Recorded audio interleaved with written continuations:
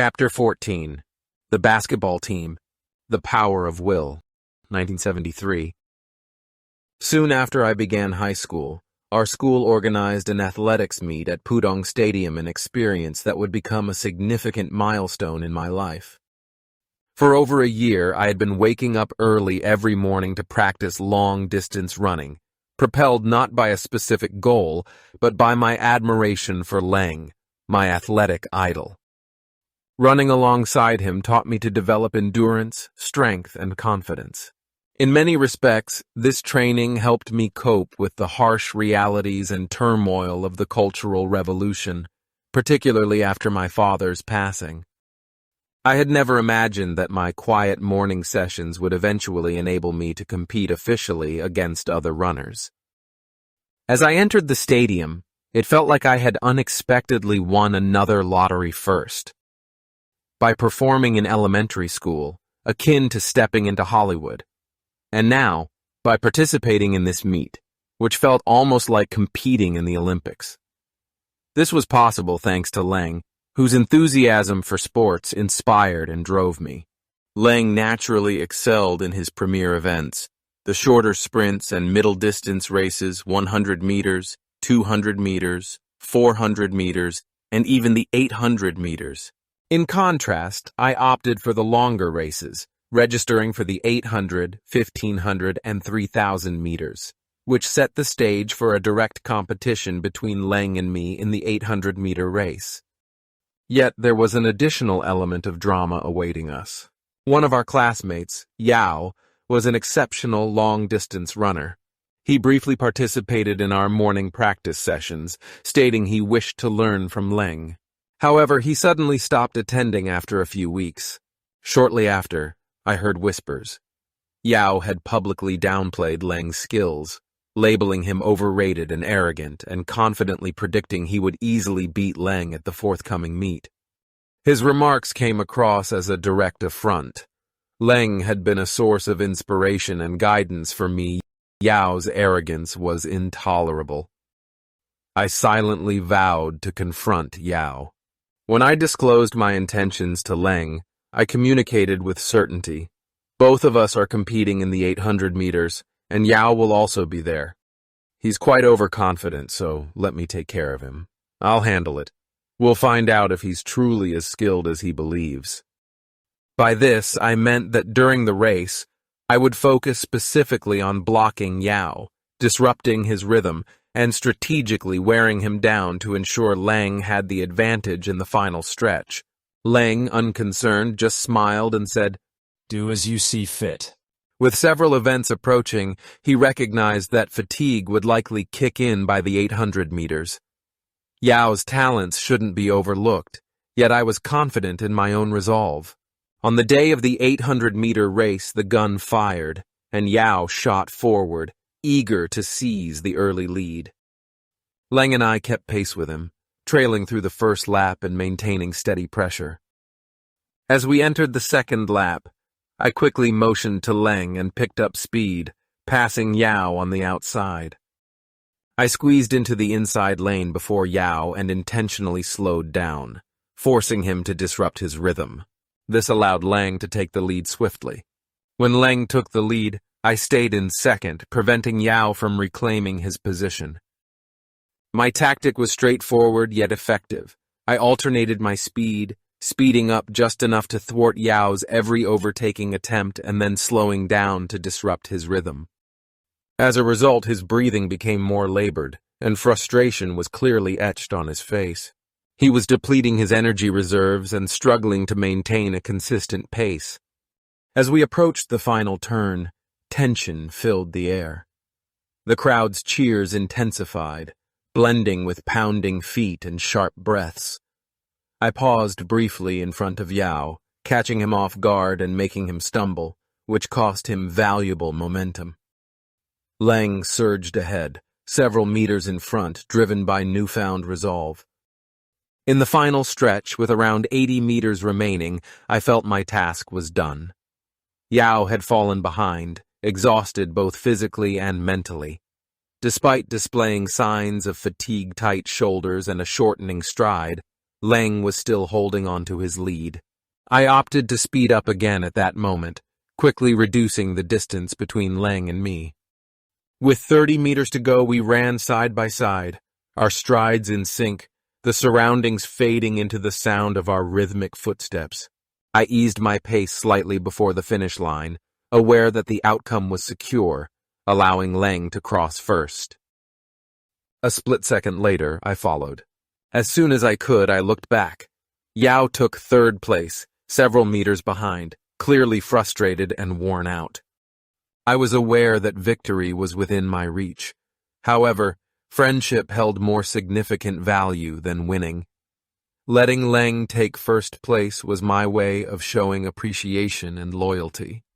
Teaching Yao a lesson in humility became a welcome additional benefit. However, my success didn't stop there. I also secured championships in the 1,500 and 3,000 meters, with Yao finishing in second or third place on each occasion. On that day, adrenaline surged through me like never before. I felt unstoppable, as if my body was perfectly designed for these long-distance events. Winning felt remarkably easy, as though my body had always had a natural affinity for it. So this is how it feels to be a champion, I thought, exhilarated by the realization. I felt a sense of limitless opportunity, a moment that would remain with me forever. This evolution of mine was surreal. I transformed from an elementary school calligraphy prodigy and avid reader, a respected student, to a Red Guards leader in high school, and now, unexpectedly, a sports star. Was there anything beyond my reach? Everything I pursued materialized as the world awaited me to choose my next achievement. A new dream emerged for me, even bolder than capturing a championship. I aspired to join the basketball team. Every boy in high school longed for this opportunity. Basketball players were not merely athletes, they were elites. They represented strength, agility, and prestige. Furthermore, our school's basketball team was exceptional. Municipal No. 6 High School proudly held the title of the reigning champion in Shanghai's high school basketball league. Its players were carefully selected, sometimes even scouted from other schools. They were truly the best of the best. And leading the charge, Coach Zhang. Ms. Zhang was an imposing figure, sturdy like a fortress and exuding the authority of a general. Known for her intense, near-militant training methods, she had a keen eye for talent and would not tolerate mediocrity. If she perceived even a hint of insufficient commitment, you were removed from the team, no second chances were given. Would she even look at someone like me? I wasn't tall or strong and hardly knew the game's rules. I struggled with dribbling, passing, and shooting. Lacking technical skills and physical advantages, the thought of stepping onto the court with those players felt nearly absurd-like, a toad imagining it could feast on swan meat. Yet the yearning inside me was fiery. I had to give it a shot. Consequently, I considered an alternative approach. Connections. Leng. Leng, my closest friend and key support in the competition, was the undeniable top basketball player in our district and city. He was the heart of our school team, the star that Coach Zhang depended on. If Leng endorsed me, even by just hinting at my potential, perhaps she would take notice. Ultimately, weren't teachers consistently emphasizing their appreciation for effort and potential? Didn't coaches seek out individuals ready to exceed their limits? I had something valuable to contribute. I possessed unmatched endurance demonstrated on the track. Discipline had been instilled in me through years of unwavering effort. I had resilience, the ability to push through exhaustion and still secure victory. Perhaps, just perhaps, I possessed the heart of a basketball player ready to be revealed. I needed to persuade Leng, and then I had to win over Coach Zhang.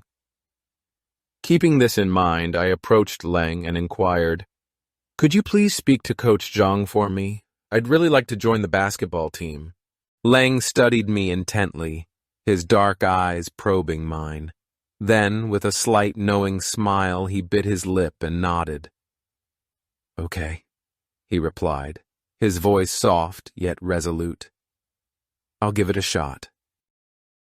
A thrill surged in my chest, but I maintained my composure.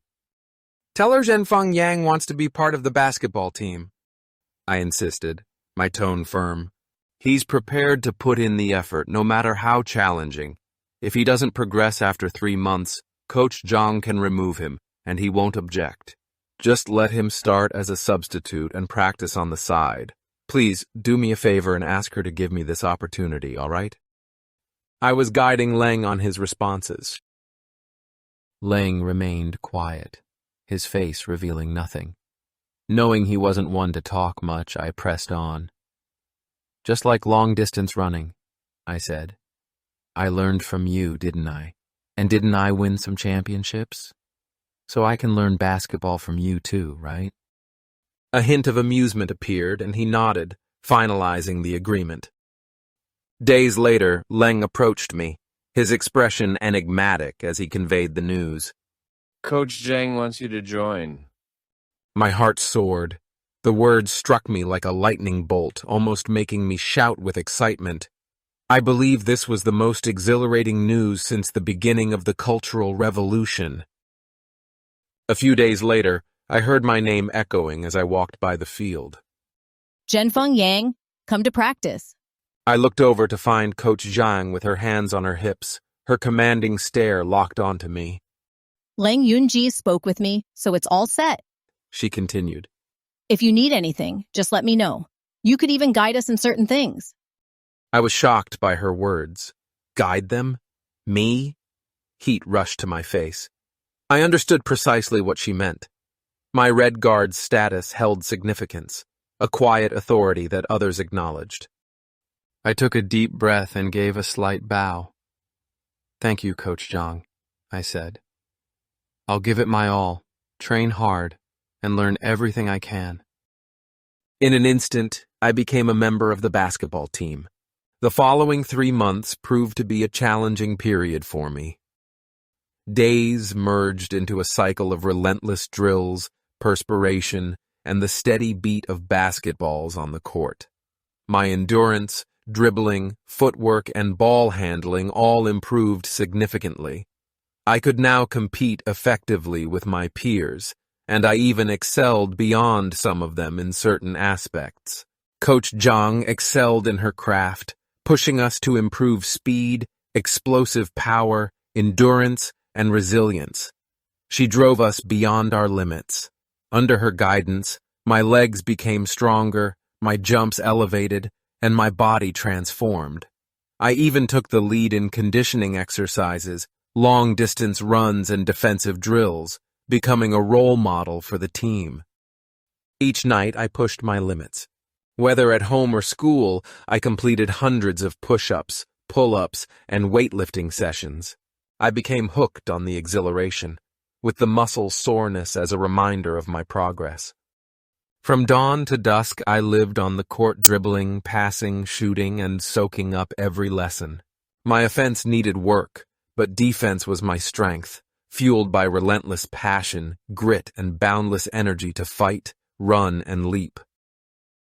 Basketball taught me lessons I never thought I would learn.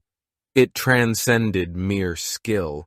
It emphasized discipline and the balance between individual talent and teamwork.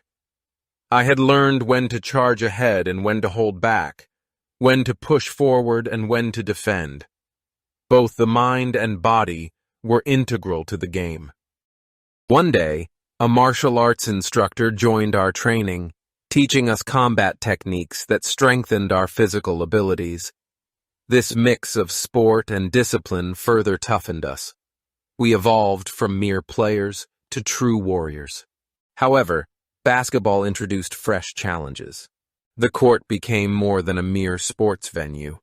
It became a battleground, a reflection of the tumultuous world surrounding us. The Cultural Revolution profoundly influenced us, saturating our lives with instability and doubt. Violence was prevalent, and some peers believed that strength was the only language that mattered. Disputes often spiraled into brawls, with confrontations almost always resolved through physical force rather than dialogue. It was a struggle for survival, exactly the type of situation I had trained for. During an intense 3-on-3 game, a shadow loomed over the court one evening. Wang Renyuan from Class 4 approached, his presence unmistakable. He stood tall, demonstrated great skill, and exuded a sense of entitlement. Previously, he had attended the school basketball team tryouts and practiced with us for some time before being disqualified. He surveyed the game, then pointed at Lin San, one of the shorter guys on our opposing team. Step aside, Wang asserted plainly. Lin paused, clenching the ball firmly. I'm not finished, He murmured, avoiding Wang's gaze. Wang was displeased with the response. Suddenly, he swung his fist, delivering a harsh punch to Lin's shoulder. The smaller boy staggered, struggling to regain his balance. Pain contorted his face, yet he refrained from retaliating. He understood the consequences. Tension surged through the court. Wang positioned himself to attack again, but the other players stepped in to restrain him. Just let it go, Lin, Someone murmured to Lin. Lin tightened his jaw, his gaze lowered. Gradually, he stepped off the court. At that moment, something within me shifted. I had come in search of strength, focused on survival. However, survival wasn't just about enduring. It was also knowing when to stand firm. As I observed their struggle, I paused, uncertain of my next move. The turmoil around me held me captive, my thoughts split between intervening and holding back. Technically, it wasn't my concern, yet a persistent feeling inside wouldn't allow me to look away. Initially, it was clear that Wang wanted to compete against my team, and I was set to face him. If I ignored his bullying, wouldn't that imply my complicity? I also had to confront a deeper truth. What defines my principles and limits during conflicts? As a Red Guard's leader, I held the unspoken duty to uphold justice and prevent chaos from prevailing. Being part of the basketball team, shouldn't that give me some authority on the court? The game needed regulations, not sheer force. Yet, more importantly, at my core, I couldn't bear to witness someone being bullied like that. I inhaled deeply and moved in front of Wang, positioning myself between him and Lin. That's enough, I declared, keeping my tone steady. Wang glanced at me, assessing my stance. A smirk appeared on his face, entertained by my defiance. This was the pivotal moment. All my training, every lesson learned, had brought me to this point. I felt it inside, and I was prepared. Gathering all my courage, I moved ahead. My heart raced, yet my voice remained calm. How about this? Let's finish this game first, and then I can step down and let you take my place. Wang turned, his eyes narrowing at me in surprise. He hadn't anticipated anyone stepping in. A brief moment of awkwardness appeared on his face, soon followed by defiance. He sneered and shot me a sideways glance. What's it to you? Why are you interfering? Playing ball needs structure. You can't just hit others, I replied assertively, keeping eye contact. He let out a scoff. Who do you think you are? I'm trying to speak to you respectfully. What, are you looking for a fight? A fire blazed within me as I stepped closer, positioning myself. Do you want to play ball or pick a fight? Surprised, Wang scanned his surroundings, seemingly hoping for assistance from the group. The court fell silent, with both players and onlookers watching intently, holding their breath. For a brief moment it appeared he might retreat. Then, unexpectedly, he made his move and swung. I had anticipated this. As his fist approached my face, I instinctively dropped into a half-squat stance, my left elbow rising to shield myself. His knuckles crashed against my elbow with a dull thud. My right fist clenched without hesitation and shot forward, striking the back of his head with calculated force. The impact left him stunned. He swayed, his eyes wide with confusion, as he attempted to comprehend the recent events. Time seemed to slow, the air dense with tension. Suddenly, understanding flickered in his gaze. His breath became labored, nostrils flaring. He balled his fists once more, poised to spring forward. But before he could act, his classmates surged in, seizing his arms and restraining him. He struggled for a moment before stopping, his expression changing. Hesitation. Doubt. Perhaps, for the first time, he realized I wasn't an easy target. I took a deep breath to steady myself and spoke to him again. Okay, fighting won't help at all. Let's finish this game and you can proceed right after. Why choose violence?